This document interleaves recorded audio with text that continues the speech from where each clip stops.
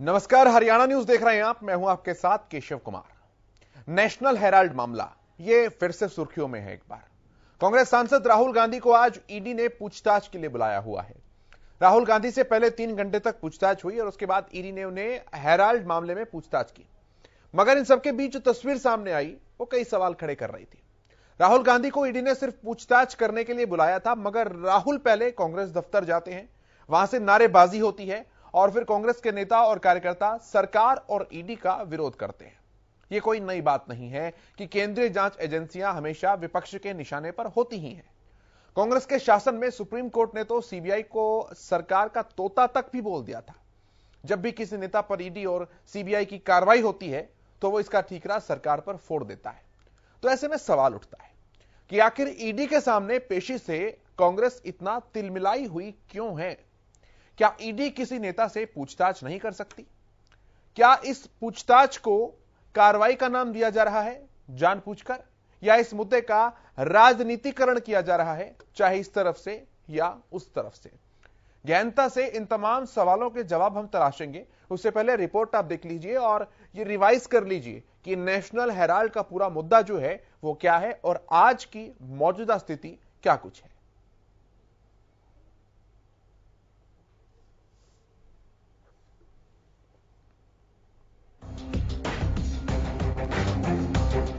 कांग्रेस के पूर्व अध्यक्ष राहुल गांधी को ईडी के सामने पेशी के विरोध में कांग्रेस कार्यकर्ताओं ने सोमवार को दिल्ली में जबरदस्त प्रदर्शन किया, जिसके कारण पार्टी के कई वरिष्ठ नेताओं और कार्यकर्ताओं को हिरासत में लिया गया। विरोध प्रदर्शन में शामिल होने के आरोप में तुगलक रोड पुलिस लोकसभा में कांग्रेस के नेता अधीर रंजन चौधरी, महासचिव के सी वेणुगोपाल, राजस्थान के सीएम अशोक गहलोत, पार्टी नेता दीपेंद्र सिंह हुड्डा को और मंदिर मार्ग पुलिस ने रजनी पाटिल, अखिलेश प्रताप सिंह और एल हनुमंता सहित कई अन्य नेताओं को हिरासत में लिया। और ये सब हुआ 2012 में भाजपा नेता सुब्रमण्यम स्वामी द्वारा दी गई हाईकोर्ट की एक अर्जी को लेकर, जिसमें स्वामी ने आरोप लगाया था कि वाईआईएल ने सिर्फ 50 लाख रुपए दिए और एजीएल के 90 करोड़ के कर्ज की वसूली का हक पा लिया और साथ ही 2000 करोड़ की संपत्ति भी हथिया ली। जिस कंपनी द्वारा ये कथित धोखाधड़ी की गई, उस कंपनी के मुख्य शेयर धारक राहुल गांधी और सोनिया गांधी है। ये मामला नेशनल हेराल्ड अखबार से जुड़ा है। साल 1938 में भारत के पूर्व पीएम जवाहरलाल नेहरू ने इसकी स्थापना की। अखबार का मालिकाना हक एसोसिएटेड जर्नल लिमिटेड एजीएल के पास था। 1956 में एजीएल को गैर व्यवसायिक कंपनी के तौर पर स्थापित किया गया। कंपनी धीरे धीरे घाटे में चली गई और 90 करोड़ का कर्ज भी चढ़ गया। इस बीच साल 2010 में यंग इंडिया के नाम से एक अन्य कंपनी बनाई गई। 76% शेयर सोनिया गांधी और राहुल गांधी के पास और बाकी का शेयर मोतीलाल वोरा और ऑस्कर फर्नांडिस के पास था। कांग्रेस पार्टी ने अपना 90 करोड़ का लोन नई कंपनी यंग इंडिया को ट्रांसफर कर दिया। लोन चुकाने में पूरी तरह असमर्थ द एसोसिएट जनरल ने सारा शेयर यंग इंडिया को ट्रांसफर कर दिया। इसके बदले में यंग इंडिया ने महज 50 लाख रुपए द एसोसिएट जनरल को दिए। भाजपा नेता सुब्रमण्यम स्वामी ने एक याचिका दायर कर आरोप लगाया कि यंग इंडिया प्राइवेट लिमिटेड न केवल 50 लाख रुपए में 90 करोड़ वसूलने का उपाय निकाला, जो कि नियमों के खिलाफ है। वहीं इस पूरे मुद्दे पर हरियाणा के पूर्व मुख्यमंत्री और कांग्रेस नेता भूपेंद्र सिंह हुड्डा ने भी अपनी बात रखी। आज दिन भर कांग्रेस कार्यकर्ताओं का देश भर में प्रदर्शन जारी रहा। वहीं चंडीगढ़ में भी प्रदेश अध्यक्ष उदय भान ने विरोध की कमान संभाली। हालांकि इस प्रदर्शन में हुड्डा कहीं नजर नहीं आए। वहीं भाजपा ने भी इस मुद्दे पर कांग्रेस को कैसे घेरा, आपको सुनवाते हैं। आपके ये झूठे मुकदमे और जो बंदर घुड़कियां हैं, इनसे कोई डरने वाला नहीं।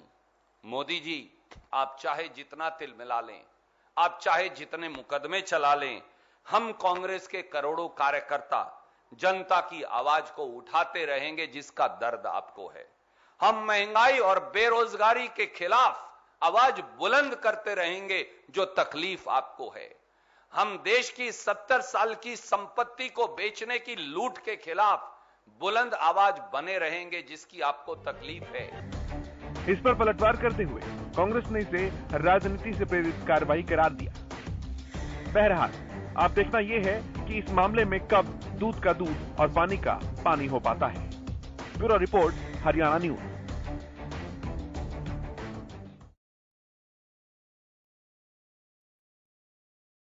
तो कुल मिलाकर ये पूरा मसला है। आज की गतिविधि जो हमने आपको बताई और पूछताछ अब भी जारी है। 1938 में पंडित जवाहरलाल नेहरू देश के पहले प्रधानमंत्री, उन्होंने ही associated general limited AGL company बनाई थी। इस कंपनी में 5000 स्वतंत्रता संग्राम के सेनानियों के शेयर थे। कंपनी ने नेशनल हेराल्ड, नवजीवन और कौमी आवाज ये अखबार निकाले। अंग्रेजी में नेशनल हेराल्ड निकलता, हिंदी में नवजीवन निकलता और उर्दू का कौमी आवाज निकलता। कंपनी के पास दिल्ली, मुंबई, पंचकुला, लखनऊ और पटना में कई प्राइम लोकेशंस पर इनकी प्रॉपर्टी शामिल थी, जो कि उस समय सरकार ने बहुत कम कर्ज पर दी हुई थी। और तमाम इन्हीं विषयों के साथ जो है ये पूरा मसला शुरू हुआ, जो कि आज की पूरी गतिविधि क्या है हमारी रिपोर्ट ने आपको समझाई है। बात करते हैं इस मुद्दे के ऊपर। पैनल मेरे साथ जुड़ा है। स्क्रीन पर आप देख रहे हैं इस समय रविंद्र सिंह ढुल साहब हैं, आप कांग्रेस पार्टी के प्रवक्ता हैं, और दिलीप यशवर्धन जी हैं, आप राजनीतिक विश्लेषक हैं। बहुत स्वागत है आपका। डॉक्टर वीरेंद्र सिंह चौहान अभी भारतीय जनता पार्टी के प्रवक्ता हमारे साथ जुड़ेंगे। अजय गुलिया साहब जेजेपी के प्रवक्ता हमारे साथ जुड़ेंगे, और रजत पंजेटा जी इंडियन नेशनल लोकदल के प्रवक्ता अभी हमारे साथ जुड़ेंगे। दिलीप यशवर्धन जी, आज सबसे पहला कमेंट मैं आपका लेना चाहूंगा इस पूरे विषय पर। एक तरफ ईडी की केवल पूछताछ है, कार्रवाई जैसा कुछ भी नहीं है, वहीं दूसरी तरफ कांग्रेस पार्टी का वो बयान है जो कि इसे राजनीति से प्रेरित बताता है। केशव जी, मैं अगर कांग्रेस के बयान को एक मिनट के लिए सही मान लूं कि ये मामला राजनीति से प्रेरित है, तो भी ये जो कार्यवाही हो रही है, ये कार्यवाही एक एडमिनिस्ट्रेटिव या जुडिशियल कार्यवाही कह लीजिए, क्योंकि इसमें कोर्ट भी इन्वॉल्व है और सरकारी एजेंसीज भी इन्वॉल्व है। और ये दोनों एजेंसीज जब भी कोई कार्यवाही करती हैं तो वो पॉलिटिक्स के बिहाफ पर हो सकता है शुरू करती हो, लेकिन इनका बेसिस एविडेंस के ऊपर करता है। कोर्ट एटलीस्ट जब भी कोई कॉग्निजेंस लेती है तो वो on the basis of evidences लेती है, किसी के स्टेटमेंट पर या किसी से इन्फ्लुएंस होकर के नहीं लेती है। और इंक्वायरी में अगर कहीं कोई चीज नहीं है, जैसे कांग्रेस के अंदर भी बहुत बड़े बड़े वकील हैं, कपिल सिब्बल जैसे, और बहुत सारे नामी वकील हैं जो इस चीज को बहुत अच्छी तरीके से समझते हैं, तो मुझे ऐसा लगता है कि हो सकता है कि भारतीय जनता पार्टी के जो सुब्रमण्यम स्वामी हैं वो भारतीय जनता पार्टी से कनेक्टेड है, इसलिए इसको राजनीति का नाम दिया जा रहा है। लेकिन जो फैक्ट्स हैं उन फैक्ट्स को कैसे नकारा जाएगा? अगर ये कहा जा रहा है कि इंडियन नेशनल कांग्रेस से 90 करोड़ रुपए निकल करके नेशनल हेराल्ड के बैंक अकाउंट में गए, और जो रिप्रेजेंटेशन ऑफ पीपल्स एक्ट है वो ये रेस्ट्रिक्शन लगाता है कि कोई भी पॉलिटिकल पार्टी पब्लिक डोनेशन का पैसा किसी भी कॉमर्शियल पर्पस से इस्तेमाल नहीं कर सकती। तो अगर बैंक से पैसा ट्रांसफर हुआ है तो ये बैंकिंग एंट्री से प्रूव हो जाएगा।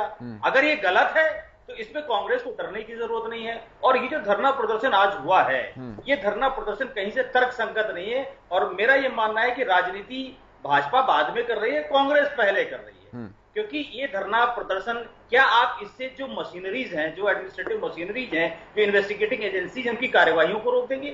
आप 70 साल तक इस देश पर राज करके बैठे थे, आपके समय पे भी ये एजेंसीज थी, आपने भी इन एजेंसीज के थ्रू बहुत सारी इंक्वायरियां कंडक्ट कराई हैं, तो इसका मतलब वो भी राजनीति से प्रेरित थी। तो सरकारी कार्यवाही या जो कोर्ट की कार्यवाही होती है वो चलती है और वो एविडेंसेस पर बेस करती है। अगर आपको लगता है कि आपके खिलाफ राजनीति हो रही है, राजनीतिक द्वेष के चलते आपको फंसाया जा रहा है, या जो सत्ता में पार्टी बैठी है वो आपसे किसी तरह की राजनीतिक दुर्भावना रखती है और आपके ऊपर ये प्रेशर बना रही है और ईडी को अपने प्रेशर में आपके खिलाफ इस्तेमाल कर रही है, तो भी आपको डरने की जरूरत नहीं, क्योंकि अगर आप एविडेंस नहीं मिलेगा ईडी को तो ईडी आपको कुछ नहीं कर पाएगी। आपको इंक्वायरी के लिए बुलाया, आपसे पूछताछ होगी, आपसे साक्ष्य मांगे जाएंगे, आप अपने फेवर में साक्ष्य देंगे। सुब्रमण्यम स्वामी ने आपके अगेंस्ट में साक्ष्य दिए हैं। इन दोनों चीजों का इन्वेस्टिगेशन ईडी भी करेगी और ईडी के बाद बहुत सारी जुडिशियल हायरार्की है जहां पर आप अपनी बात को लेकर जा सकते हैं। अगर इन दर्शनों में जो कांग्रेस ने आज किया, अगर इनमें कहीं जरा भी लीगल दम होता, तो मैं फिर रिपीट कर रहा हूं कि कांग्रेस के पास, कांग्रेस की पार्टी में बहुत बड़े बड़े वकील बैठे, बहुत नामी वकील बैठे इस देश के, उन्होंने कोई जुडिशियल एक्शन क्यों नहीं लिया? ठीक है, जुडिशियल एक्शन इसलिए नहीं लिया कि जुडिशियल एक्शन कहीं से बनता नहीं है। जब जुडिशियल एक्शन नहीं बनता है तो आपके पास क्या बचता है कि भाई इसका राजनीतिक माइलेज उठाया जाए, इसी बहाने कुछ देश में, प्रदेश में हलचल मचाई जाए, और वो हलचल आपने मचा दी। उसी हलचल के नाते हम आप बैठ करके यहाँ डिस्कशन कर रहे हैं। ठीक है, बहुत सारे वकील बैठे हैं, अगर कुछ गलत होता तो वो खुद मामले की जांच में जाते। एक वकील साहब हमारे साथ भी बैठे हैं, रविंद्र सिंह ढुल साहब, ये कहा जा रहा है कि शुरू भले ही ये पॉलिटिकल मोटिव से किया गया हो, लेकिन जांच जो है वो तो न्यूट्रल होती है, और अगर सब कुछ पाक साफ है तो होने दीजिए दूध का दूध, पानी का पानी। देखिए, जब आप इस बात को समझिए कि कोई भी चीज शुरुआत यदि मोटिवेटेड है तो उसकी जांच डेफिनेटली मोटिवेटेड होगी, वो इम्पार्शियल नहीं कही जा सकती। पहली बात तो हमें ये समझनी चाहिए। राजनीतिक तौर पे प्रत्यारोप लगाए गए। यंग इंडिया लिमिटेड हो चाहे नेशनल हेराल्ड हो, एसोसिएशन लिमिटेड हो, दोनों नॉन प्रॉफिटेबल कंपनी है। दोनों के अंदर कोई प्रॉफिट तो कोई ले नहीं रहा है किसी भी जगह पे, ठीक है। तो वहां पर non profitable company representative of people है, डेफिनेटली किसी कमर्शियल जगह पे डोमिनेशन को यूज करने से मना करता है, बट नॉन प्रॉफिटेबल बेसिस के ऊपर उसका उपयोग करना बिल्कुल भी गलत नहीं है। पहली बात ये समझिए, ठीक है। ये जो समाचार पत्र जो चलता था, आज भी अभी भी ऑनलाइन वो चल रहा है, जैसे कि 2016 में डिजिटलाइजेशन से कर दिया गया था।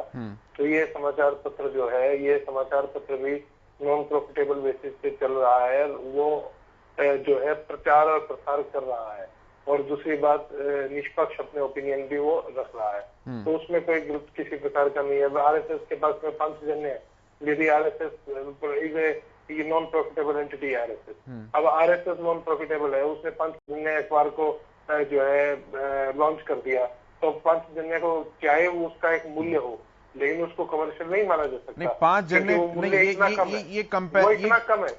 ये सर कंपैरिजन ही गलत है भाई। 5 जन्य के जो अब मुख्य संपादक हैं वो भाजपा के नेता नहीं है ना सर, उनके राष्ट्रीय अध्यक्ष नहीं है, उनके राष्ट्रीय अध्यक्ष के बाद ऑर्गेनाइजर का मालिकाना हक नहीं है। बात नहीं कर रहा, मैं केवल एक रेफरेंस दे रहा हूँ। अब मैं राजनीतिक जरा भी नहीं कर रहा, मैं कह रहा हूँ कि क्योंकि उसका पंचजन्य का वैल्यू बहुत कम है, उसका मूल्य बहुत कम है, तो उसे कमर्शियल बिल्कुल नहीं कहा जा सकता, ठीक है। अब यदि भारतीय जनता पार्टी भी कोई पत्र प्रचारित कर रही है, कांग्रेस का कांग्रेस संदेश भी आता है, उसे प्रॉफिटेबल थोड़ी ना कहा जाता है, चाहे उसको कांग्रेस संदेश को पैसों बेशक से उसका एक मूल्य उससे निर्धारित हो। तो ये ना तो देखिए, इस पूरी की पूरी इन्वेस्टिगेशन में फ्लो कहाँ है, फ्लो यही है कि पूरी इन्वेस्टिगेशन में पूरी की पूरी लाइनेज में ये कहीं भी नहीं कहा जा रहा है कि ये कंपनी को प्रॉफिट अर्न कर रही है। जो वो प्रॉफिट अर्निंग का मैं पॉइंट बताता हूँ ना सर आपको, जो कहा जा रहा है सत्ता पक्ष के द्वारा। अभी चौहान साहब जुड़ेंगे तो वो भी अपना पक्ष रखेंगे।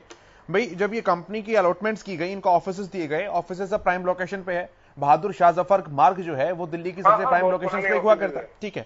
10 जनवरी 1967 इसके एग्रीमेंट में लीज डेड की लिखा था, लीज डीड के मुताबिक कि एजीएल बिल्डिंग का इस्तेमाल प्रेस के अलावा किसी भी और काम के लिए नहीं होगा। ये बात आप भी मानते हैं? जी। इन नियमों में संशोधन किया गया 7 जनवरी 2013 को, जब आपकी सरकार थी, और नियमों में बदलाव करने के लिए रखा गया कि बेसमेंट में सिर्फ प्रेस चलेगी और बाकी के जो ऑफिसेज हैं उन्हें कमर्शियल पर्पस के लिए इस्तेमाल किया जा सकता है, जिन्हें किराए पर भी दिया गया। तो ये तो कमर्शियल पॉइंट तो यहीं पर आ गया सर। नियमों में बदलाव कर और किराए पर उसे जमीन को दिया, तो वो जमीन किसके द्वारा अलॉट की गई थी? जो कमर्शियल जो उसका इस्तेमाल हो रहा है, उससे जो पैसा आ रहा है वो किसके पास जा रहा है? कहाँ है वो पैसा बताइए? कंपनी के पास है ना वो पैसा। हाँ बताइए। कंपनी के पास है ना, कंपनी के डायरेक्टर कौन है? कंपनी की शेयर होल्डिंग पार्टी के पास है। हाँ, तो उसका प्राइवेट यूसेज तो नहीं हो रहा है सर। जब नहीं, ये आप कंफ्यूज कर रहे हैं उस चीज को। मुझे समझा दीजिए, मुझे भी क्लियर कर दीजिए पॉइंट, मेरा भी क्लियर हो जाएगा साथ साथ। जब कंपनी अलॉट की गई, जब दफ्तर दिया गया, तो पैसा किसके द्वारा दिया गया था? पार्टी के द्वारा या सरकार के द्वारा? ये रिकॉर्ड मेरे पास बताइए, आपने मेरे को टॉपिक जितना मेरे को जानकारी उस हिसाब से नहीं, मैं बता देता हूं ना सर। सरकार ने बहुत कम ब्याज दरों पर यह पैसा दिया था। अब ब्याज का पैसा पार्टी को तो चुकाना नहीं होगा, सरकार को ही चुकाना होगा। तो आप वाला पॉइंट ही वैलिड मान लेता हूं कि पैसा पार्टी के पास जा रहा है, तो पैसा तो सरकार के पास जाना चाहिए था, क्योंकि पैसा दिया किसने है? सरकार ने। नहीं, वो बिल्कुल ठीक बात मैं ये नहीं कहता, लेकिन वो डोनेशन सरकार तो कम मूल्य के ऊपर समाचार पत्रों को या राजनीतिक पार्टियों को या किसी ट्रस्ट को इस तरह से अलॉटमेंट करती रहती है, हेल्प करती रहती है। उसमें गलत क्या है? नहीं, फिर उसमें ऐसा तो नहीं है कि सरकार उसमें फिर घाटा दिखाकर और जो आप इवैल्यूएशन है उसको मल्टीप्लाई तो नहीं किया जाता ना सर। घाटा दिखाया नहीं गया था, घाटा था। हाँ, तो दिखाना एक अलग चीज होती है, होना एक अलग चीज होती है। ठीक है। मैं चौहान साहब हमारे साथ जुड़ गए हैं। चौहान साहब मेरे साथ जुड़ गए हैं। चौहान साहब बहुत स्वागत है, थोड़ा सा देर से आप जुड़े। राजनीति से प्रेरित ये पूरी कार्रवाई बताई जा रही है कांग्रेस के द्वारा।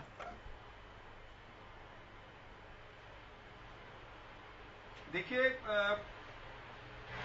कांग्रेस इसे राजनीति से प्रेरित कहे या धर्म नीति से प्रेरित कहे या किसी और नीति से प्रेरित कहे, मैं ये कहता हूं कि ये कानून को तोड़ने वाले एक ऐसे संगठन के नेताओं के प्रति होने वाली जांच की प्रक्रिया है जो लंबे अरसे तक इस देश की सत्ता और शासन पर काबिज रहे हैं, जिन्होंने गलत सलत तरीके अपनाकर स्वाधीनता के बाद बहुत बड़ी संपदा अर्जित की है और जो इस देश को, इस देश की कानूनी एजेंसियों को, लॉ एनफोर्समेंट एजेंसियों को हिसाब देने में कतरा रहे हैं और कानून की प्रक्रिया से भाग रहे हैं।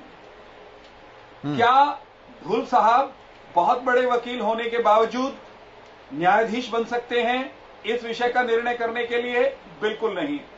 मैं अथवा आप, मेरी आपकी दोनों की पत्रकारिता की पृष्ठभूमि है, हम कितने भी बड़े दिग्गज पत्रकार हों या रहे हों, हम इस विषय के अंतिम निर्णय करने वाले नहीं हो सकते, क्योंकि कमर्शियल इरेगुलरिटीज को इवेल्युएट करने की कम से कम मुझ में क्षमता नहीं है और मुझे विश्वास है ये आपकी स्पेशलाइजेशन का भी विषय नहीं है। नहीं चौहान साहब हमारे हम जो यहाँ पर हैं वो अपने अपने पॉइंट्स को डिस्कस कर रहे हैं सर। एक मिनट, हमारी कोई भी स्टेटमेंट जो है वो कंक्लूसिव स्टेटमेंट नहीं होगी और इस केस पर उसका रत्ती भर भी फर्क पड़ने वाला नहीं है।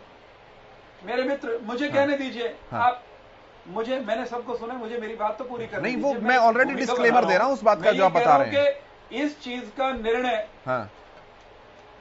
मुझे आपका, मैं आपके डिस्क्लेमर को स्ट्रेंथन कर रहा हूं केवल जी। मैं ये कह रहा हूं कि हम विशेषज्ञ नहीं, इस विषय में निर्णय करने का नियम दायरे में रहकर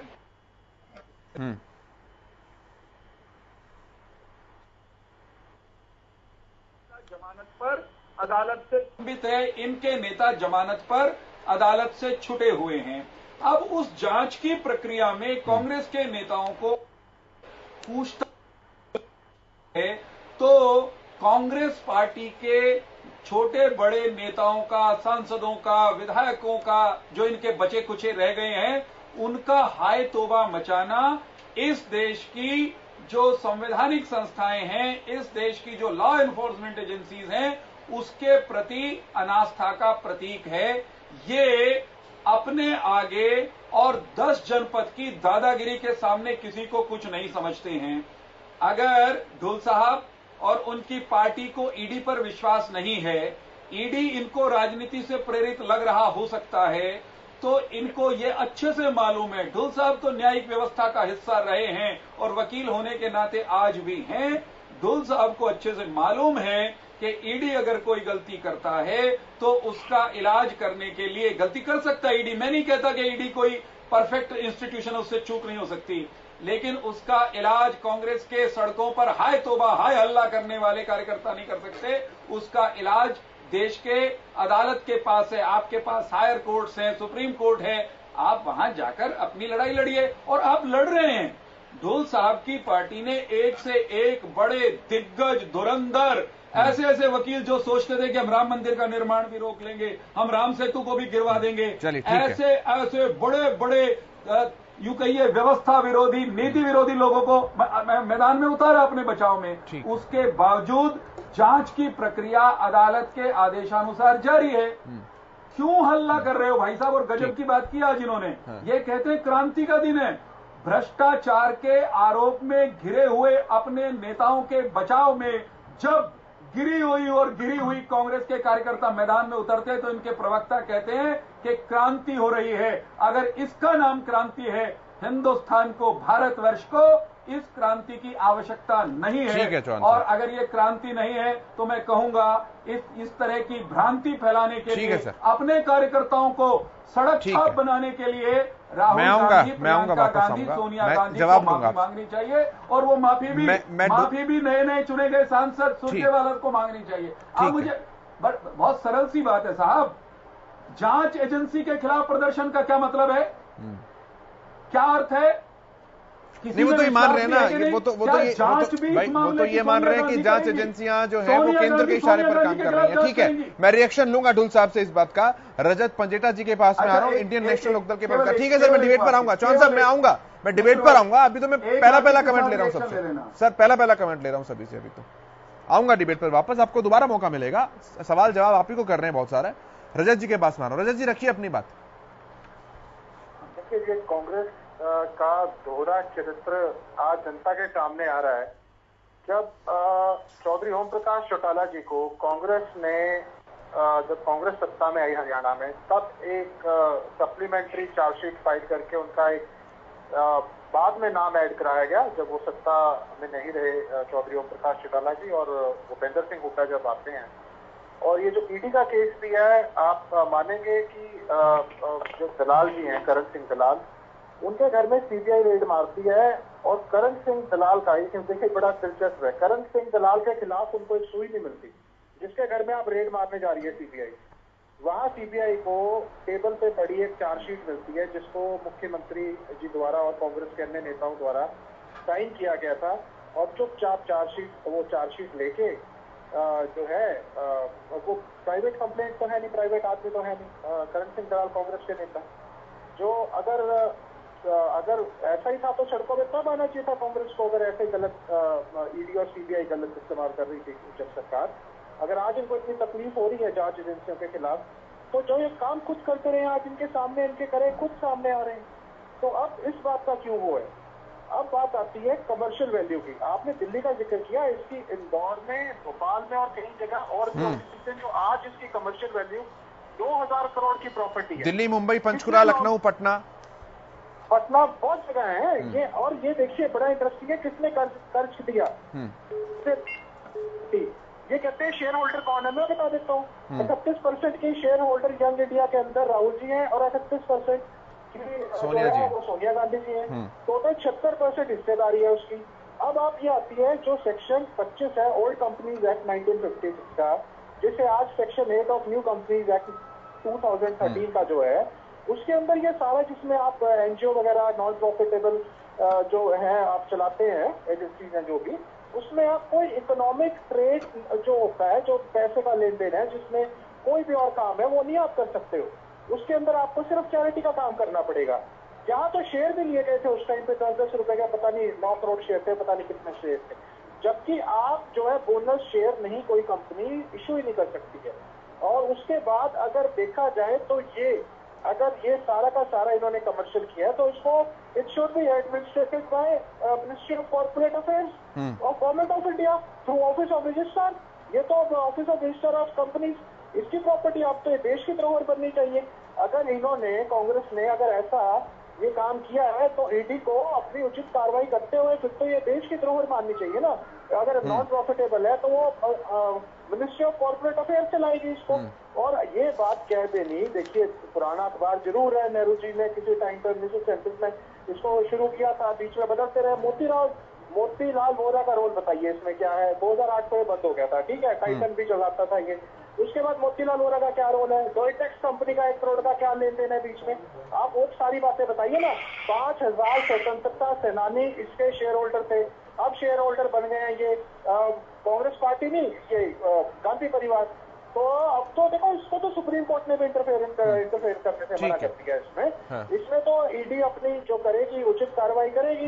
इसके अंदर तो लेकिन कांग्रेस को देखना चाहिए, जब आप ऐसी एजेंसियों का इस्तेमाल करते हो दूसरों के ऊपर, तो जब आपके ऊपर खुद के ऊपर होती है तब आपको ये राजनीतिक इंटरफेरेंस हो जाती है। और हमारे मामले में तो करण सिंह दलाल के घर में रेड करती है सीबीआई, ठीक है रजत जी, के खिलाफ कुछ नहीं मिलता, हमारे खिलाफ चार्जशीट मिल जाती है। बाकी आज इत्तेफाक है ये। हाँ ठीक है। अजय गुलिया जी मेरे साथ जुड़े हैं, आप जेजेपी के प्रवक्ता हैं। गुलिया साहब बहुत स्वागत है आपका, रखिए अपनी बात, इनिशियल कमेंट, फिर मैं आगे बढ़ रहा हूं डिबेट पर फटाफट से।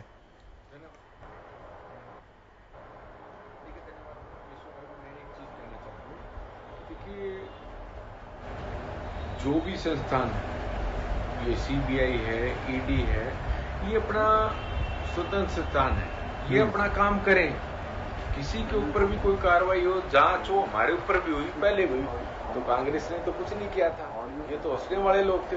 आज जांच किसी की भी हो, चाहे वो मेरी हो, आपकी हो, किसी की भी हो, जांच में सहयोग करना चाहिए। और देखिए, जांच एजेंसी, अगर आपने कुछ गलत नहीं किया है तो वो स्पष्ट सामने हो जाएगा।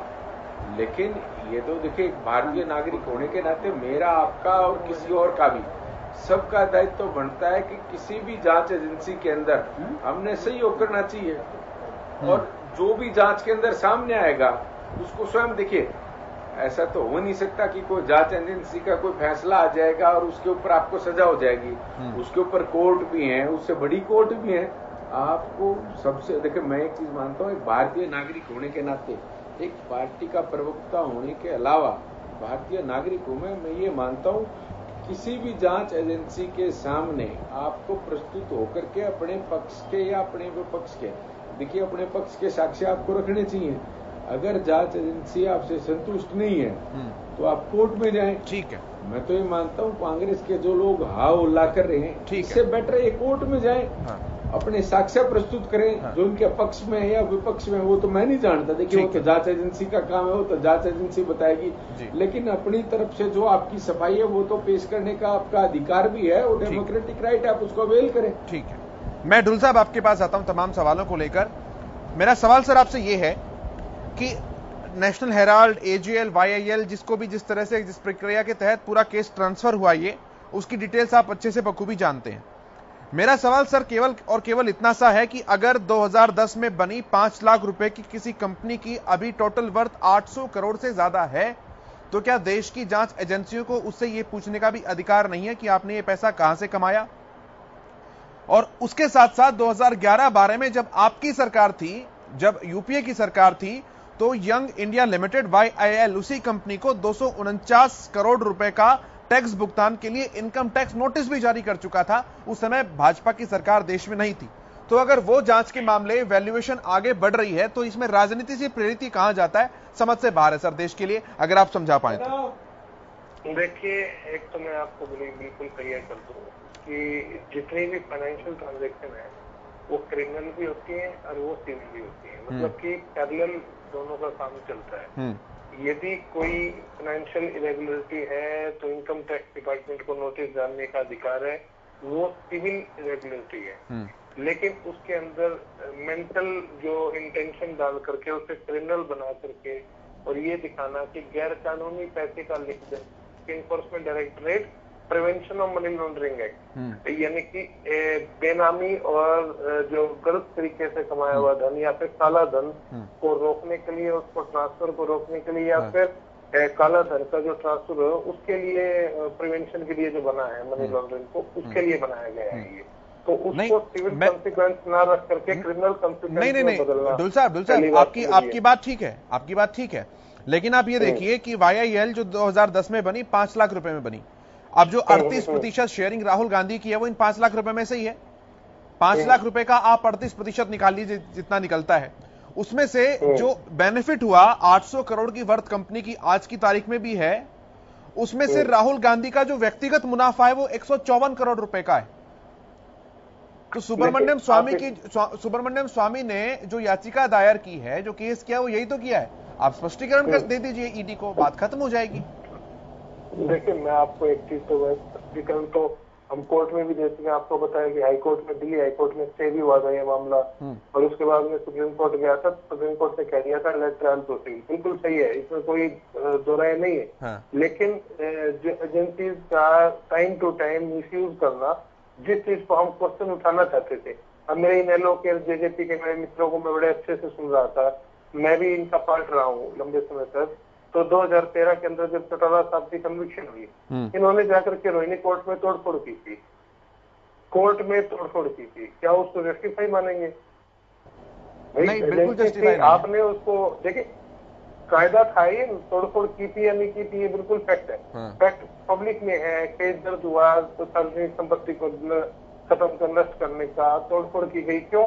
कोर्ट के ऊपर से तोड़फोड़ की, आपको कानून के ऊपर भरोसा नहीं था क्या? तो ये जो चीजें हैं, तो इस प्रकार से आरोप प्रत्यारोप लगाना राजनीतिक तौर पे, वो चीजें जो है इन्होंने भी बहुतेरी की है।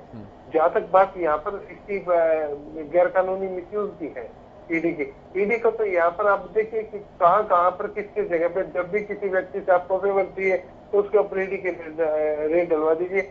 ईडी तो एक तोते की तरह काम कर रहा है, जब चाहती है सरकार उसको एक बार ऑपरेट कर लेती है, फिर वापस ले लेती है। अब ईडी ने इसी केस के अंदर देखिए 2015 के अंदर जो है अपनी सारी प्रोसिक्यूशन को विड्रॉ किया, और उसके बाद दोबारा फिर स्टार्ट कर दिया।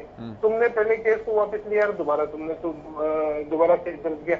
ये जो पिक एंड चूज जो चल रहा है ना, इस पिक एंड चूज के ऊपर वैलिड क्वेश्चन बनता है, ये जनता को पता होना चाहिए था। और तभी जो है यहाँ पर दिलीप यशवर्धन जी का पॉइंट आता है ना भाई, आप अगर आप नहीं डोल साहब, आप अगर लूपहोल छोड़ेंगे तो अगला तो पकड़ेगा ही उसे। जब मैं कह रहा हूँ ना, वो लूप होल का मतलब ये थोड़ी ना कि क्रिमिनल लूप होल है वो। हाँ। ये भी कोई सिविल कंसिक्वेंसेज आप क्रिमिनल लूप होल है या नहीं है तो कोर्ट तय करेगा ना, ये तो कोर्ट तय करेगा। और कोर्ट जब तय करेगा, जब पूरा मामला जो है वहां तक पहुंचेगा। हम तो बता रहे हैं ईडी, अरे सर ईडी कार्रवाई थोड़ी ना कर रही है। अगर ईडी अभी कार्रवाई कर रही होती बिना कोर्ट डिसीजन के तो आपकी आवाज में मैं भी अपनी आवाज मिला देता। नहीं, लेकिन ईडी तो भी पूछताछ कर रही है। ऐसी होती है सर, नहीं सर, ईडी की कार्रवाई ऐसे ही होती है। ना अभी तो इनिशियल चीजें हैं। तकनीकी नहीं, आपको तकनीकी तौर पे मैं बता दूं, ईडी यदि क्वेश्चनिंग के लिए बुलाता है तो वो उसकी क्रिमिनल प्रोसिक्यूशन की कार्रवाई का हिस्सा होता है। और वो जब भी चाहे उस व्यक्ति को अरेस्ट भी कर सकता है, जिस भी जगह पे चाहे। तो ऐसा कुछ नहीं है कि ईडी की कार्रवाई को क्वेश्चनिंग को ईडी को जवाब देना पड़ेगा ना भाई। ईडी अरेस्ट जब करेगा जब इरेगुलरिटीज मिलेंगी। अगर आप 100% श्योर हैं कि इरेगुलरिटीज कुछ इसमें है ही नहीं तो आप समझाइए। यहाँ पे गैर कानूनी मनी के लेन देन का मामला ना बने। अब मान लीजिए कि कोई भी कंपनी शुरू होती है, कोई भी कंपनी बेसिक वर्किंग कैपिटल के साथ में स्टार्ट होती है। उसके बाद में उसमें मनी इन फिल्टर भी किया जाता है, उसके बाद में उसमें एसेट्स भी ट्रांसफर किए जाते हैं। जस्ट बिकॉज की कोई कंपनी 5 लाख से शुरू हुई है, इसका ये मतलब थोड़ी ना कि कुछ समय के बाद में उसमें पैसे नहीं होंगे। अब यहाँ देखिए 5-5 लाख से शुरू हुई कंपनियों के नाम से इन्होंने पूरा किसने मना किया नहीं आए, टेंडर दिया हुआ है। किसने मना किया नहीं आएंगे? बिल्कुल आएंगे, बिल्कुल आएंगे पैसे। लेकिन सुनिए 5 लाख की कंपनी की वैल्यू और उस कंपनी को राफेल के मेंटेनेंस का टेंडर दे दिया इन्होंने पूरे भारत का। अब ये एक्सप्लेन करें कैसे किया इन्होंने। ये टेक्निकल जो चीजें होती हैं उसका पॉलिटिकल बवंडर बनाने का केवल मात्र इनका एजेंडा है। हाँ तो आपकी सरकार है तो आप जांच करा लीजिएगा सर। वही 5 लाख की कंपनी थी, वही आपकी सरकार है तो आप जांच करा लीजिएगा। लेकिन आज वक्त की नजाकत को देखते हुए सवाल तो आज उठेंगे सर इस बात को लेकर कि जो 65-70 साल में 90 करोड़ रुपए के घाटे में जो कंपनी चली गई थी वैसा क्या हो गया कि बिना प्रेस चले। कोर्ट ने तो आपसे ये भी पूछा था ना कि एडिटोरियल पॉइंट कितने हैं आपकी वेबसाइट तक भी वर्क नहीं कर रही थी 2015-16 में। अखबार का प्रकाशन तो छोड़ दीजिए, उसका डिस्ट्रीब्यूशन कैसे था? बिना अखबार के डिस्ट्रीब्यूशन के कोई कंपनी 800 करोड़ तक कैसे पहुंच गई? यही तो ईडी पूछ रही है। देखिए मैं आपको बता रहा हूं, आपको जो बेसिक जितनी डिटेल मेरे पास उपलब्ध है वो ठीक है। मैं आपकी डिटेल्स मान लेता हूं। अभी डिटेल मेरे पास उपलब्ध है क्योंकि मेरे पास में टॉपिक का पता नहीं था मुझे, नहीं तो मैं पूरी तैयारी के साथ भी आता। बट जो बेसिक डिटेल मुझे उपलब्ध है उसके हिसाब से मैं आपको बात बता रहा हूँ। डुल साहब अब ये ऐसा बहाना तो मत बनाइए सर, टॉपिक का नहीं पता। नहीं सर, देश में क्या टॉपिक है? इतना बेसिक डिटेल मेरे पास में उपलब्ध है वो तो मेरे को पता है। चलिए कि कब सुब्रमण्यम स्वामी जी जो लगातार भारतीय जनता पार्टी के नेतृत्व के ऊपर प्रश्न उठा रहे हैं आज के दिन में, इनके भ्रष्टाचार के ऊपर प्रश्न उठा रहे हैं, उनकी कंप्लेंट के ऊपर आज कार्रवाई कीजिए ना। चलिए ठीक है, मैं चौहान साहब से जवाब लूंगा इस बात का। अभी अजय जी के पास में आ रहा हूं, बहुत देर से बीच में कुछ कहने का प्रयास करें। अजय जी। केशव भाई मैं एक चीज कहना चाहता हूँ कि इन्होंने रविंद्र डोल जी ने बड़ी सफाई से इस बात को, कुछ नियम और कायदे होते हैं जिस प्रकार से एजीएल को लैंड दोबारा अलॉट की गई और जिस प्रकार से 5 लाख रुपए की कंपनी 800 करोड़ रुपए की बनी, ये तो आता ही है। देखिए नियम और कायदे बताते हैं कि दोबारा जिस कंपनी की जमीन को आप फॉरफिट करते हैं उसको दोबारा अलॉट नहीं किया जा सकता। ये सारी बातें नियम और कायदे रविंद्र डोल जी भी जानते हैं। नियम और कायदे को दरकिनार करते हुए इन कंपनियों को दोबारा से जमीन अलॉट की गई। इनकी फाइनेंशियल इरेगुलरिटी कहते हैं कि और कंपनियों के आप करें शिकायत। देखिए ये लोकतांत्रिक अधिकार है रविंद्र डोल जी का, वो कर भी सकते हैं। लेकिन अगर एक जांच एजेंसी जांच करना चाहती है तो आपको जांच में सहयोग करने में क्या एतराज है? आप जांच में सहयोग करें। अगर आपने कुछ गलत नहीं किया है तो आप कि लोगों ने विरोध किया, इस प्रकार से इन्होंने कहा कि लोगों ने विरोध किया। वो देखिए हरियाणा प्रदेश के आम लोगों की एक सोच थी कि इस प्रकार से एक राजनीतिक षड्यंत्र के तहत एक राजनीतिक व्यक्ति के खिलाफ किसी प्रकार से पॉलिटिकल वेंडेटा के तहत कोई डिसीजन लिया गया, वो हरियाणा प्रदेश के लोगों ने विरोध किया, उनके खिलाफ मुकदमे भी दर्ज हुए। क्या आज कोई इसके खिलाफ है? देखिए, वो लोगों की सोच थी, हरियाणा प्रदेश के लोगों की सोच थी कि इस प्रकार से गलत डिसीजन लिए गए।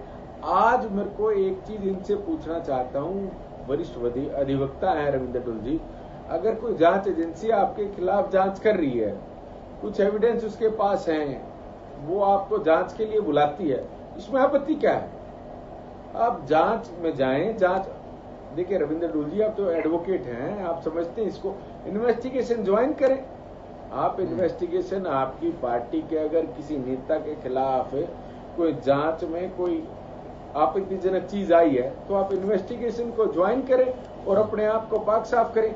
लेकिन आप जांच ज्वाइन करने में क्यों आपत्ति कर रहे हैं? ये तो संशय का विषय है। पूरा भारतवर्ष, पूरा हरियाणा प्रदेश इस बात को जानना चाहता है। ठीक है, मैं जल्दी से जवाब देता हूं, फिर मैं आगे बढ़ूंगा। डोल साहब, जांच को क्यों अवॉइड कर रहे हैं? सीधा सा सवाल है। कहाँ अवॉइड कर रहे हैं? क्या जांच ज्वाइन नहीं की? भागे थोड़ी ना। ये कैसा आरोप है? नहीं, आपने विरोध पॉलिटिकल मिसयूज एक अलग चीज है और जांच के अंदर कोऑपरेट करना अलग चीज है। जांच को कोऑपरेट भी किया जा रहा है। पूरे दिन से राहुल जी जो है ईडी के ऑफिस में थे और क्वेश्चन का जवाब दे रहे हैं। ये बात इनकी तब जस्टिफाई होता है, इनका तर्क यदि वो ना जाते, वो जा रहे हैं, कौन कह रहा है अवॉइड करने? और अवॉइड आगे भी नहीं करेंगे। जब जब प्रोसिक्यूशन, जब जब एजेंसी बुलाएंगे हम वहां पर जाएंगे, लेकिन तब तब इनको एक्सपोर्ट करते हुए चलेंगे। ठीक है चौहान साहब, बिल्कुल तय है। हेलो चौहान साहब, क्या मुझे सुन पा रहे हैं आप? हम सुन पा रहे हैं सर, रखिए अपनी बात आप। मुझे सिर्फ ये कहना है कि देश की एक जांच एजेंसी को तोता करार देने वाले लोग, क्या इस एजेंसी से इन्होंने कभी काम नहीं लिया? या ये तब जब इनकी सरकार थी तब तोता नहीं थी? अगर ये उस समय भी तोता थी तो राहुल गांधी से लेकर के ढूल साहब तक तब क्यों मौन थे? सवाल ये है कि जांच की प्रक्रिया चल रही है, उस जांच की प्रक्रिया में आपको पूछताछ के लिए बुलाया गया है। आपकी जिम्मेदारी एक अच्छे भारतीय नागरिक के नाते ये बनती है कि आप जांच एजेंसी के सामने जाकर उन सवालों का जवाब दे दें जो आपसे पूछे जा रहे हैं। तो ये कह रहे हैं वो तो हम गए, वो कह रहे हैं राहुल जी सुबह से जांच में सहयोग दे रहे हैं, हम कब जांच को वही आ गया, मैं वही कह रहा हूं। हाँ, आप जाएं, सवालों के जवाब दें, एजेंसी अपना काम करे, एजेंसी गलती करे तो कोर्ट में जाकर के उसको ठोके, उसकी धज्जियां उड़ा दें आप अदालत के सामने। इस देश की अदालतों की निष्पक्षता सारी दुनिया में मान्य है। आप ही हैं जो अदालत पर भी भरोसा नहीं कर रहे और ईडी पर भी भरोसा नहीं कर रहे। मुझे सिर्फ ये पूछना है इनसे कि ये कौन सी कांग्रेस है, ये कौन से गांधी और नेहरू हैं? एक गांधी हुए जिनके नाम का ये दुरुपयोग करती है कांग्रेस, अपने राज परिवार को गांधी परिवार कहने में। उनका नाम था मोहनदास करमचंद गांधी। आजादी के आंदोलन में वे अंग्रेज के खिलाफ आंदोलन करते थे। अगर गलती उनके अपने किसी साथी से भी हो जाती, आंदोलनकारी से भी हो जाती, गांधी जी में इतना नैतिक बल था कि वे अपने लोगों को डांटते थे, फटकार देते थे। आंदोलन तक उन्होंने बड़े बड़े वापस लिए अपने लोगों की गलती के कारण। एक नकली गांधी और नेहरू हैं जो अपने लोगों अर्थात राहुल, प्रियंका, सोनिया जी की गलती को डिफेंड करने के लिए सड़कों पर आ गए हैं। वो गांधी और ये गांधी, ये अंतर देश की जनता के सामने साफ हो गया है। ढूल साहब कह रहे हैं हम एक्सपोज करेंगे। ढूल साहब एक्सपोज तो आपकी पार्टी हो गई।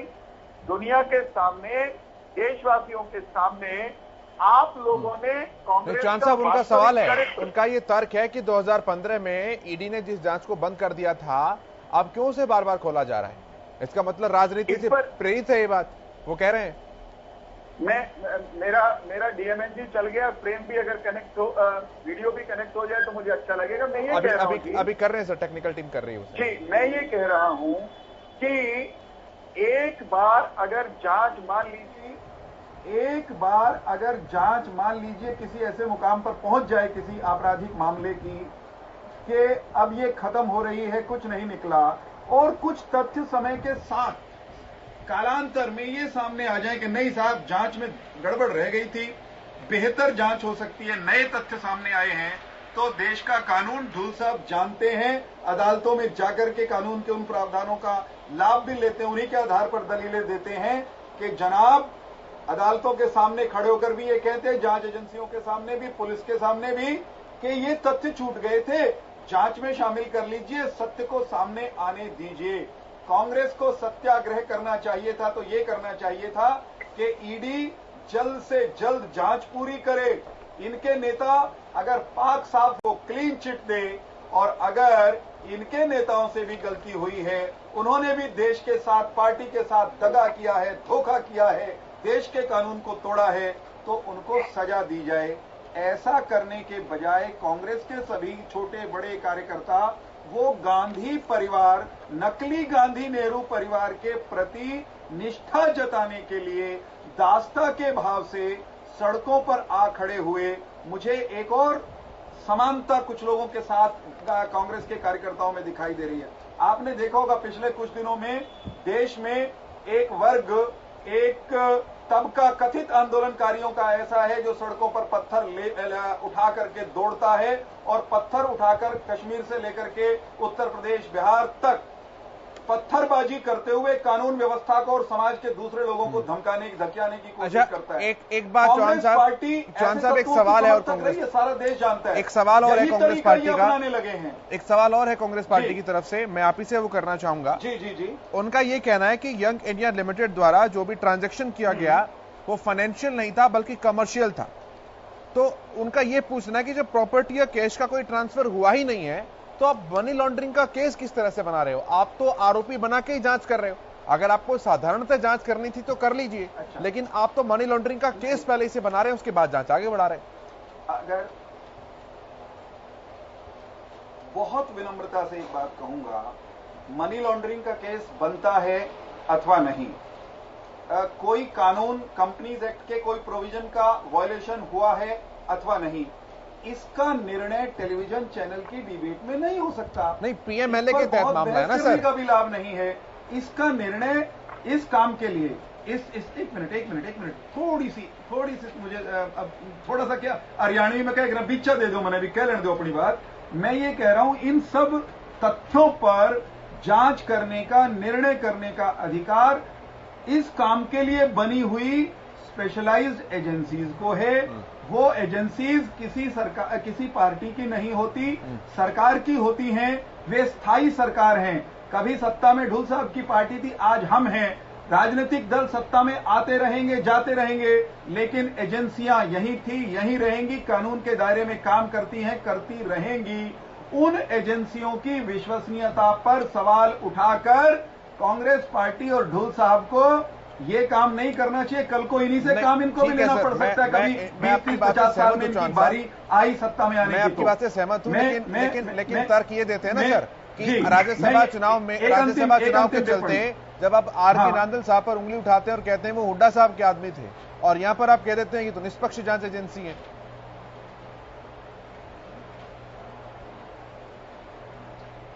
व्यक्ति कभी भी चूक कर सकता है। संस्थाएं, कानून, संविधान व्यक्तियों से बड़ा है। व्यक्ति गलती करता है तो उसकी भी जांच कानून के दायरे में संस्थाएं ही करती हैं, संस्थान ही करते हैं। ये क्यों नहीं आप मानते? मुझे तो बहुत सरल सी बात कहनी है इस मामले में मित्रवर, कि कांग्रेस पार्टी को, अपनी पार्टी को भी प्राइवेट लिमिटेड कंपनी की तरह चलाने का अभ्यास है। आजादी के बाद कम से कम ऐसा है। वैसे तो गांधी जी के जमाने में से ही इन्होंने नेहरू साहब की प्राइवेट लिमिटेड कंपनी की तरह चलाना शुरू कर दिया था। सरदार पटेल को साइड में किया, नेताजी सुभाष चंद्र बोस को दरकिनार किया। आज ये उस प्राइवेट लिमिटेड कंपनी को बचाने के लिए सड़कों पर उतरकर देश की लॉ एनफोर्सिंग एजेंसीज को डराने, धमकाने, धकियाने निकले हैं। ये अनैतिक काम है, ये चोरी चकारी का बचाव है। क्रांति का नाम लेकर भ्रांति फैलाते हैं, प्रजातंत्र का नाम लेकर परिवार तंत्र के पक्ष में खड़े होते हैं। ढुल साहब जैसे पढ़े लिखे, जिसे कहते हैं ना इंटेलेक्चुअल नौजवान से इस तरह के कृत्यों की, बचाव की अपेक्षा मुझे भी नहीं है। मैं ढुल साहब को बहुत करीब से जानता हूं। इन्होंने इंडियन नेशनल लोकदल में रहते हुए सीबीआई पर सवाल उठाए होंगे, आज ईडी पर सवाल उठा रहे हैं। ये अच्छा तरीका नहीं है। चलिए, मैं डोल साहब से जवाब दूंगा मैं, लेकिन दिलीप जी के पास एक बार आ रहा हूं। पहले नेता भी बदलते रहते हैं और जनता सरकार बदलती रहती है। ठीक है, डोल साहब आप समय मांग रहे हैं? जी। ठीक है, रखिए अपने, आप रख लीजिए।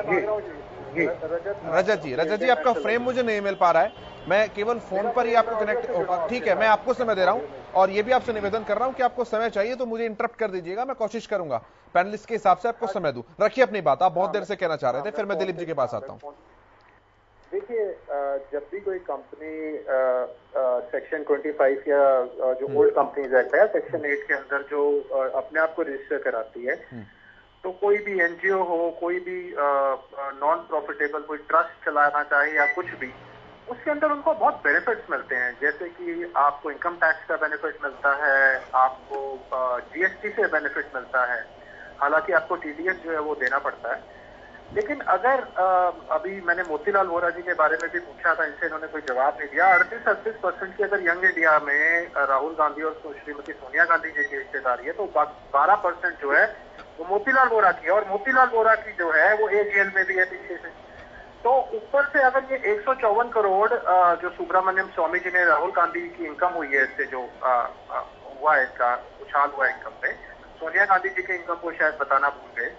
तो मुझे लगता था शायद आपको पता होगा, बड़ा जल्दी उनकी एक बात उन्होंने इंडियन नेशनल लोकदल पे दी, उसका भी मैं जवाब दूंगा। लेकिन बिल्कुल निश्चित तौर पे क्रिमिनल लायबिलिटी होती है, सिविल लायबिलिटी होती है ऐसे केसेस के अंदर। और माननीय हाईकोर्ट, ऑनरेबल हाईकोर्ट जो दिल्ली हाईकोर्ट है, उन्होंने ये माना है कि इसमें criminal miss appropriation of funds है।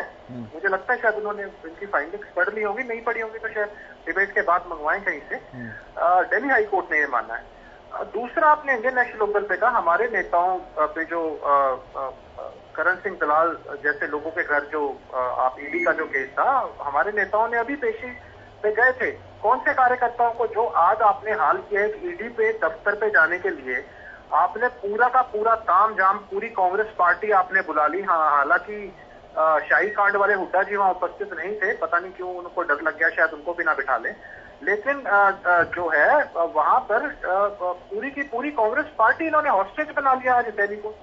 आप ये बताइए, इन्होंने जिक्र किया जब 2013 का, अरे उस समय कार्यकर्ताओं को अभी कभी किसी ने सुना भी नहीं था, कोई मर्डर थोड़ी ना कर दिया था किसी का भी आज तक। अभी इतिहास में बता दो, आगे आप बता दो किसी को 10 साल की सजा हुई हो। हम किसी को ये थोड़ी ना इंडियन नेशनल लोकदल ने वो बुला रखे थे कि वहां पे ये कर दिया।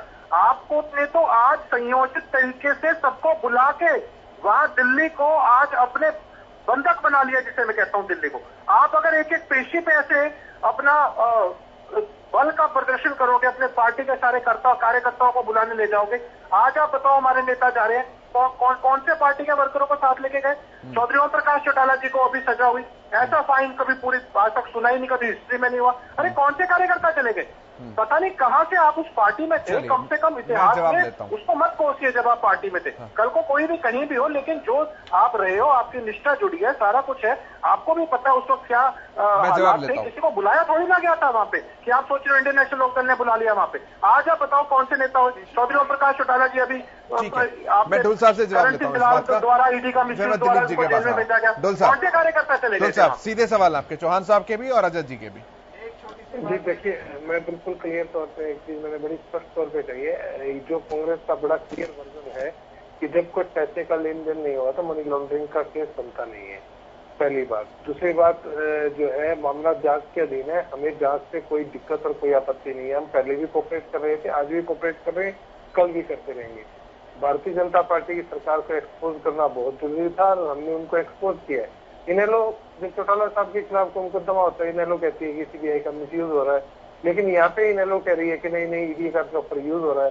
तो ये चीजें आपने क्यों नहीं कभी कहा जब चौटाला साहब ने, तो कांग्रेस ने क्यों नहीं कभी कहा कि ये रवैया बिल्कुल, क्योंकि वहाँ करण सिंह दलाल खूब थे। आप बताइए ना, करण सिंह दलाल के घर में मिली थी ये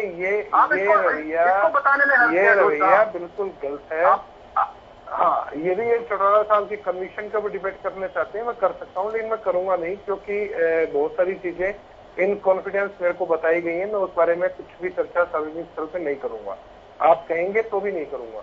अब जो दूसरी जो चीजें है, जो वर्तमान मामला है, वर्तमान मामले के अंदर जब हम कह रहे हैं कि हमने बिल्कुल स्पष्ट तौर पे कहा है कि आप सिविल लायबिलिटी बनती है, इसके अंदर आप करिए, हमें कोई दिक्कत कोई आपत्ति नहीं है। यदि कोई इरेगुलरिटी है तो इरेगुलरिटी के लिए इनकम टैक्स डिपार्टमेंट के पास में बहुत सारे तरीके हैं उसको इरेगुलरिटी को हर तरीके से करने के, लेकिन उसको जबरदस्ती करके उसको क्रिमिनल लायबिलिटी में बना करके उसको ईडी को सौंपना और वो भी मनी लॉन्ड्रिंग का केस बनाना, जबकि कोई फाइनेंशियल ट्रांजैक्शन कहीं से कहीं हुई ही नहीं, तो ये बिल्कुल गलत और ये नाजायज है। ठीक है, जनता को पता ठीक है। मैं फाइनल कमेंट ले रहा हूं सबसे। दिलीप जी, आपसे मैं शुरुआत कर रहा हूं क्योंकि समय नहीं मिल पाया डिबेट में बहुत ज्यादा। दिलीप जी। जी ठीक है सर। Final comment sir. बहुत देर से मैं सबको सुन रहा था, बहुत सारी बातें मैंने सुनी। सबसे पहले तो रजत जी अभी कह रहे थे कि अगर सेक्शन 8 और सेक्शन 25 की कोई कंपनी बनती है या ट्रस्ट होता है या सोसाइटी होती है तो उसको इनकम टैक्स में और जीएसटी में छूट मिलती है। ये मिसकंसेप्शन है, ऐसा नहीं होता है। जीएसटी की छूट किसी को नहीं होती है और इनकम टैक्स की छूट भी नॉन प्रॉफिटेबल नहीं है, नॉन प्रॉफिटेबल नहीं होती है, नॉन प्रॉफिटेबल नहीं होती। और इनकम टैक्स की छूट भी सुओ मोटो नहीं होती है, नहीं मिलती है सर, नहीं मिलती है सर, नहीं मिलती है सर, नहीं मिलती है। सेक्शन 12AA इनकम टैक्स का होता है, जीएसटी का नहीं होता है। और इनकम टैक्स में भी सुओ मोटो एग्जेम्पशन नहीं, you have to apply before the income tax authority. खाली ट्रस्ट या नॉन प्रॉफिटेबल कंपनी बना लेने से आपको एग्जेम्पशन नहीं मिलता है और जीएसटी में किसी को कोई एग्जेम्पशन नहीं है। पहले तो ये चीज गलत थी। दूसरा, जो अभी ये बात आ रही कि ईडी का ज्यूरिडिक्शन कहां से आ गया, ये एनफोर्समेंट एजेंसी ये कहां से इन्वॉल्व हो गई, तो ईडी का जो ज्यूरिडिक्शन है वो है तो फेमा और मनी लॉन्ड्रिंग, दो केस। मनी लॉन्ड्रिंग का सीधा सा मतलब होता है कि कोई भी मनी अगर ओरिजिनेट हो रही है तो उसका सोर्स कहां से आ रहा है। अगर उस इलीगल सोर्स को लेजिटिमेट बिजनेस में भी कन्वर्ट किया गया है तो वो मनी लॉन्ड्रिंग कहलाता है और मनी लॉन्ड्रिंग अगर है तो उस पर इन्फोर्समेंट डायरेक्टर का ज्यूरिडिक्शन बनता है। कोई कंपनी अगर 5 लाख के अथराइज्ड और पेड अप शेयर कैपिटल से शुरू हुई, दैट मीन्स कि वो 50,000 शेयर, क्योंकि जो फेस वैल्यू होती है at the time of incorporation वो 10 रुपए ही होती है, इससे ज्यादा नहीं होती। और कुछ सालों बाद उसकी वैल्यू अगर 800 करोड़ हो जाती है और ये क्लेम कर रही है कांग्रेस कि वो नॉन प्रॉफिट ऑर्गेनाइजेशन, तो नॉन प्रॉफिट ऑर्गेनाइजेशन में प्रॉफिट और लॉस यानी कि जो रिसीट और पेमेंट होते हैं वो बराबर होते हैं। अगर वो बराबर हो रहे हैं तो शेयर की वैल्यूएशन 5 लाख से 800 करोड़ कैसे बढ़ गई? ये अपने आप में बहुत बड़ा कॉन्ट्राडिक्शन है। और अगर ये बढ़ी है तो दैट मीन्स कि मनी लॉन्ड्रिंग इन्वॉल्व है, और अगर मनी लॉन्ड्रिंग इन्वॉल्व है तो ईडी का ज्यूरिडिक्शन लीगली बनता है। ठीक है, चौहान साहब जल्दी से। ईडी का काम ईडी को करने देना चाहिए। ईडी कुछ गलत करे तो इनको सुप्रीम कोर्ट जाने का रास्ता इनके पास उपलब्ध है। हम में से किसी को भी इसमें न्यायाधीश बनने की कोशिश करनी नहीं चाहिए। हाँ, ढुल साहब को बहुत ध्यान से मैंने सुना, वो कह रहे थे ईडी को ऐसे करना चाहिए, वैसे करना चाहिए, मनी लॉन्ड्रिंग नहीं बनता है। इस पर मैं कहूंगा कि चोर से किसी से पूछ लें या कातिल से कि तेरी जांच किससे कराएं, तो वो ये कह देगा छूटते ही कि मेरी माता जी से करा लो, मेरे अब्बा जी से करा लो, मेरे भाई साहब से करा लो। तो कभी क्या किसी आरोपी से, अपराधी से ये पूछा जाता है कि जांच किससे कराई जाए? लेकिन ये इनका बस चले तो जैसे सोनिया गांधी के हित में सोनिया गांधी को कांग्रेस की अध्यक्षा बना देती हैं या बनाने की सिफारिश कर देती हैं, ठीक वैसे ही ये सोनिया गांधी, राहुल गांधी, प्रियंका गांधी के अपराधों की जांच 10 जनपद से कराने की सिफारिश कर देंगे। ऐसी राजनीति इस देश में नहीं चलेगी। बहुत बार लोग ये कहते हैं राजनीति से प्रेरित, एक वाक्य बोलने दीजिए। राजनीति से प्रेरित होना, राजनीति कोई गलत चीज है क्या साहब? राजनीति शुद्ध राजनीति, हम ये कहते हैं। अगर आप कहते हो कि राजनीति से प्रेरित है तो हाँ, लेकिन ये शुद्ध राजनीति से प्रेरित है, राष्ट्र नीति से प्रेरित है, राजनीति को साफ सुथरा शुद्ध करने का प्रयास है। राजनीति वाले बेईमान करें तो केवल उनको इसलिए नहीं छोड़ देना चाहिए कि वो कांग्रेसी हैं। एक मिनट केशव भाई, राजनीति करने वाले कांग्रेसी अगर बेईमाना करें तो उनको क्या केवल इसलिए छोड़ दिया जाए कि वो राजीव गांधी की पत्नी है, वो राजीव गांधी का बेटा या बेटिया है, वो इंदिरा गांधी की पुत्रवधू है, वो नेहरू खानदान में पैदा हुई है? मैं जवाब लेता हूँ, समय बहुत हम राजनीति को साफ सुथरा करने के लिए निकले। जिस पार्टी के राष्ट्रीय अध्यक्ष, पूर्व राष्ट्रीय अध्यक्ष, वर्तमान के गृह मंत्री तड़ीपार रहे हों और वो ये आज के दिन में एजेंसीज का मिसयूज करके पूरे कानून का सामना किया ढोल साहब, कानून का सामना किया, भीड़ लेकर ईडी के दफ्तर के सामने नहीं आए, भीड़ लेकर सीबीआई का दफ्तर नहीं घेरा कभी, कानून का सामना किया, कानून का सामना किया। नरेंद्र मोदी को सारे नियम तोड़कर घेरने की कोशिश की। नरेंद्र मोदी ने कभी जांच से भागने का प्रयास नहीं किया। ठीक है सर, फाइनल कमेंट है सर, फाइनल कमेंट है, प्लीज समय की बहुत कमी है, समय की बहुत कमी है मेरे पास। मुख्यमंत्री होते हुए वो पीछे अवॉइड नहीं करना हटे, चाहिए। अमित शाह किसी जांच से पीछे नहीं हटे। साहब ठीक है, आपको दूसरे तोहार खून और हमार खून पानी, ये तो नहीं चल सकता है ना ढोल साहब। देश के हितों के साथ कुठाराघात किसी ने भी किया हो, किसी भी राजनीतिक दल का व्यक्ति हो, अगर कोई गवर्नमेंट एजेंसी उसके ऊपर जांच करी है तो मैं क्यों ना हो, जांच होनी चाहिए, दूध का दूध पानी का पानी होना चाहिए। और जो भी दोषी है, देखिए अगर कोई दोषी नहीं है तो उसके ऊपर कार्रवाई नहीं होनी चाहिए, अगर कोई दोषी है तो बख्शा नहीं जाना चाहिए।